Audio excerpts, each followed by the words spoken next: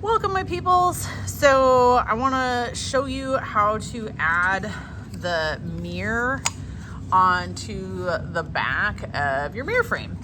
So if you get one of these rectangle ones, just know that the rectangle ones, like, they have this little clear little thingy on it that you gotta like pick at it to get it off.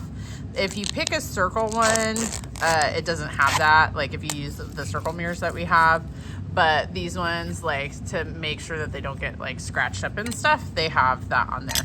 So when you go to do this, you want to make sure that your mirror is going to, cover the whole space of where you're gluing. I'm using this glue right here, super tight. So it's Multi-Grab 360. This one though is like a glue where the best results come from if you put it on, take it off, wait a little bit, and then put it back on again. So we're going to talk about that. So when you add this on, this is a metal tube. If you squeeze the tube before you take your lid off, it's just going to start squeezing out of the tube, even when you don't mean for it to do that. So it's really important that as you do this, you just like squeeze just a tiny bit, wait for it to stop coming out, and then squeeze it again, because you want to you want to get enough glue on there, like you're just kind of following the shape of your opening. But you don't want to squeeze this a whole bunch and then have all of the glue just come pouring out all over the place and making a mess. So I just made a line of glue all the way around. I left like a little border, like a 1/4 inch border on there. And then what I'm going to do is I'm just going to drop my mirror down on there.